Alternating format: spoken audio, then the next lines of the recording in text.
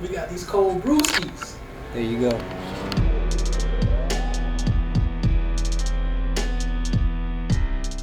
Well, we're here today with a great friend of mine, Justin Connor, sharing Sweetwater Extra Pale Ale 420. I've never had this. Weed beer. Okay, cheers.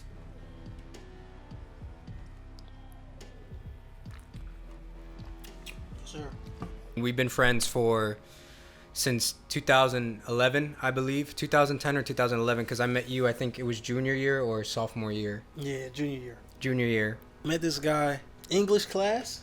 Yeah. So yeah, I came in there a few days late.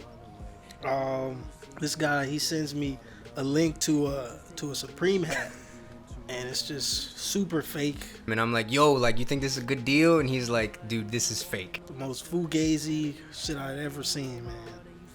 I don't know, I guess because I fuck with clothes and fashion, that kind of like, you reached out and was talking about something that we had common ground. In high school, you had Wealth Brand, and I think you have mentioned to me before it was more catered towards like streetwear.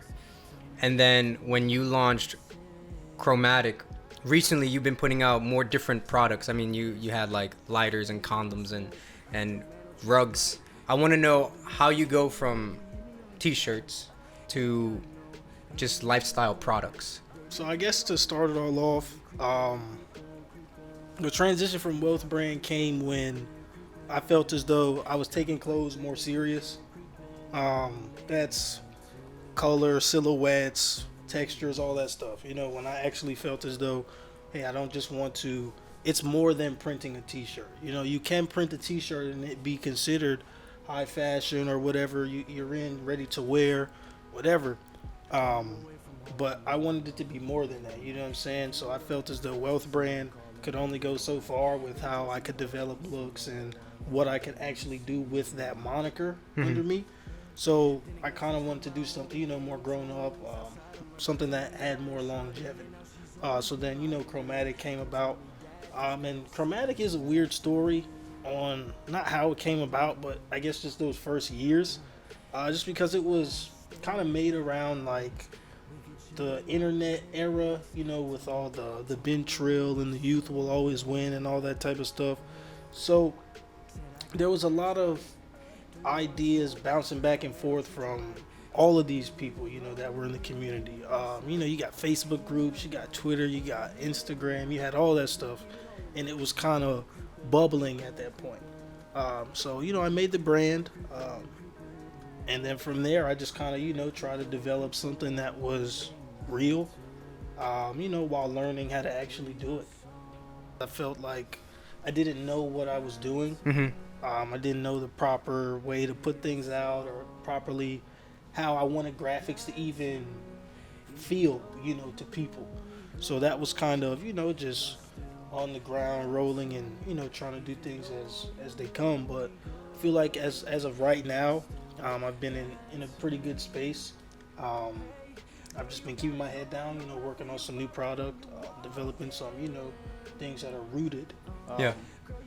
And then to again answer the question about like changing products is really I would say influence on Supremes and like the Off-Whites and things like that and Vetements. Like people purchase those products and it doesn't even matter what the product is per se. It's just something that's so random that this company or this moniker can think of that fits how they feel. For instance, like the condom or something like that. That was just for like a quick, pop-up that was being done. So this is how I felt. Like, why not make condoms? You want to use them, you don't want to use them. I don't care, but that's just something, that's coming to mind that to just place out on the ethos. Maybe I was horny at the time or something. So, so that's really where that comes from. And since then, like, what are the most like valuable things that you have taken from on that journey, like lessons that you've learned, how to deal with like transactions and interactions with other people, like because you've been designing and doing things very under the radar for people like Young Thug and the ASAP Mob. Like, what was that like? It was cool. I can't really explain what it was like, just because I felt as though I was in a darker space emotionally at that point. So it was cool for me to get some of these things, but it wasn't like, I could truly feel the enjoyment of them or things of that nature. Like, yeah, I was able to go here and get this free or do this, and I'm able to be on the phone with these people. But actually being in the moment of stuff like that, I feel as though right now it's all as like a blur for me, And I feel as though I won't be able to truly be in it until it's something that's like, or maybe it's just a perspective I'm in. Again, at that time I was in a more negative perspective, so I couldn't enjoy it. But looking back or answering that question today, it's dope to have. Of course, it's very, very cool to have that on your resume and be able to tell people that. I just want to be able to do more. That can't really be the end all be all of things. And when you're in like those like darker places, how does designing like help kind of alleviate that, or It does. shifts your mind, Yeah, it definitely does. It's just like, people painting or making music, producing, all that type of stuff. People, make some of their best stuff at the lowest points. Yeah. While that might not have been my lowest point, I did feel low, you know what I'm saying? So, I just kind of use those things as like a voice of reason, to keep pushing you forward, or a reason to, try to step outside of a comfort zone and get on the phone with certain people or do this, or, take the step and say, all right, I'm going to call this number finally, since I haven't, you know what I'm saying? Not just let it sit in the phone or stuff like that. So. How persistent do you have to be for that kind of stuff? Without being like too annoying also. I mean, it's a bit of both. I mean, you kind of got to be annoying, to be honest. I mean, it's freelance world, so it's not like it's for a company or anything like that. So you can imagine how many, people are trying to do the same thing. So it's a bit of, if your work is good, you stay on their mind, so that always lends to it. Or the way, you talk with them, whether it be on the phone, FaceTime, text, the words you say paint you out to be something. So that's really just how I go about it. I try to not really take into account how I speak with people outside of the community. You did an unpaid internship in New York for... Two, that's right. One was for Cinematic Music Group. Mm-hmm. And then the other was for... The Migos had a brand in PacSun and Zoomies and Urban and shit called Young Rich Nation. It was cool to do that, man. I was doing like assistant pre-production. So I was working, alongside a production manager, just, coming up with the new season, looking at the mood boards and spring, fall, and receiving the product from, China and all this type of shit. Like I had never done nothing like that before. But I definitely met a lot of cool people there. Was able to, make it work for that time. I'm not over there right now. What can you tell me about like the most like unique experience from that period of time, like one that's very like memorable to you? Just being able to go into a music label, you know what I'm saying? Being able to bring my homie there, really, Fredo. That's always been, a dream. Like, of course, that's what we're working towards, you know what I'm saying? Regardless if it's a major or indie label, definitely want to get my homie signed. So just to be able to use my platform and bring him somewhere that he might not have been able to get himself there alone, that was probably one of the highlights of it, and just really like I said, being able to freely walk in and out of there. When you and Mauricio was doing the Mal Crew stuff, I was able to help out on the art direction, because that was, I felt like, the first time that both of us were really putting a project together, you know what I'm saying? Like, I seen it come from being produced, I was writing the raps, recording it, taking ideas, getting them done, like shooting and stuff like that. So I feel like that definitely also put us, closer together from, working all these times and having to do these things. But flying the drone on the roof, man, that shit was crazy, dude. This dude freaking like 15 stories. He like sits on the end of the garage, and I just fly the drone out like a mile long. Some crazy shit. You're right. I think those were some of the most like favorite moments of my life. because the three of us were very close. We were working till 2, 3 a.m. in his apartment sometimes, from producing to recording, and you helping out. We're giving like creative input and feedback. Like we had a blast, and like we did the shows with Joey Badass and Mick Jenkins. Shit. Oh my Yeah, gosh. man. Then I end up working for the nigga.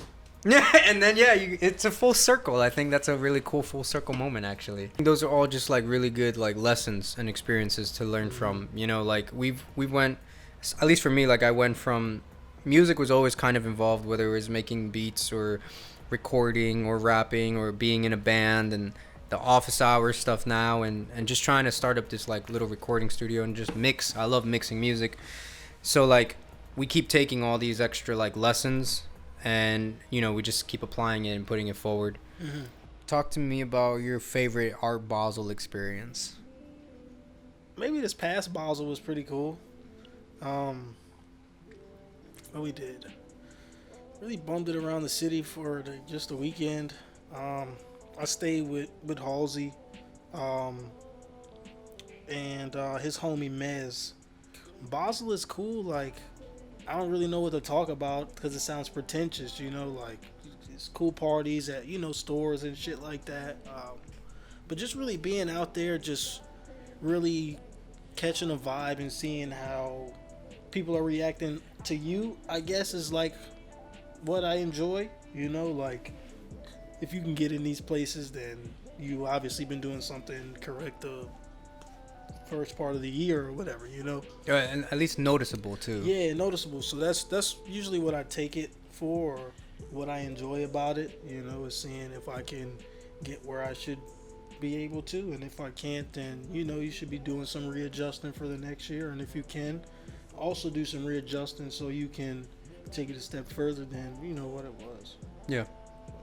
What about like your favorite concert? We went to Rolling Loud together. The first year. The first one. That shit was cool, actually. Now that I see how Rolling Loud is now, I wish it was more like how the first year. But it was dope. It was very dope. And they had like what, 3 stages, I think. 3 or 4. I think it might have been 4. There was one all the way on the left side outside. That's where Travis Scott played when we saw him. Then it was one next to him inside. Right. And then the Schoolboy Q one, right? The main stage. So that was the main stage. 3 or 4. Yeah, something like 3. I think 3. But that was really cool. I think that was a fun time together too. Going into the pandemic really quick, how has that affected you, and what are you doing about it so that you can push forward out of it? All right. Well, I mean, first and foremost, I'm just trying to stay healthy. Like mentally and physically, I feel like that's one of the biggest parts. Especially, I wasn't doing that when the quarantine started happening. You know, I was doing my runs and stuff like that, but it wasn't as serious until, you know, sitting in the house a few days, you're just like, man, I'm going crazy in this bitch. You know what I'm saying? So just really running, doing exercises, trying to get my man tits and my stomach out of here, you know.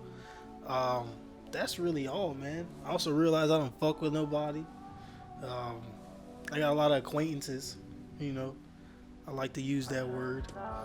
But yeah, man, just really trying to stay in touch with people that I really love and, you know, enjoy hearing from them, regardless if I got to go do something with them or regardless if it's talking about my clothes or anything, you know, just really staying in touch with people like that. So I think that's really like the biggest thing that I've learned during this time is, you know, stay mentally healthy, physically healthy. Of course, stay on the work, you know, working every day with that stuff. But, you know, I'm just really blocking out more of the excess noise, you know. And it was hard to do that at first, you know, because you don't really have nowhere to go. Yeah. But inside, so, you know, we just been going through it emotionally, you know. So I feel as though you, Fredo, some other, you know, male friends that I have, like, I can go to you guys and be, you know, vulnerable and, you know, tell you guys what's weighing on my mind, my heart, whether it has to do with women, work, life. So I really feel like that's where we really been, you know what I'm saying? Like, at this age and this space of time, you know, like, we've been dealing with real shit, like, aside from what we do in our creative field or our job, you know, we've been dealing with real shit. I know, speaking about myself, you know, been doing, or dealing with this, relationship thing, trying to see where it's going for me, not having to think about somebody else right now, or even thinking about them and maybe you shouldn't be, just because things are turning out a certain way. Like you don't really know. But what I can say is I definitely, again, I appreciate that you're there for me. When I can call you, pick up the phone, FaceTime you, just really have to spill myself, Yeah. And again, that's something that, again, brings us closer. Let's get this on camera, actually. Jacob, can you get the food, please? So I know you. Yeah, bro. Let's do this. This is a once in a lifetime thing, because I cannot do this for every single person, because I'll go broke. But Justin is one of my best friends and a friend of mine for a long time, and he's never had lomo saltado, which is a Peruvian dish. It's one of like the most well-known Peruvian dishes. And so I got it for the fam, and I also got a lomo saltado for you. And yeah, bring it in here, Jacob. Let's do it. Like, this is. I don't know if you can see this, but this is what it looks like. It's really good. It's dripping sauce right now. Shit. So we're about to eat this food. I got my other meal over there. And I just want to say thanks again, man, for your time, for getting real with me and just talking about, some of our favorite memories, and, whether they're your memories from your life and then shared memories together with our friendship, and just getting real. And, I appreciate you, man. I love you. I appreciate you well, bro.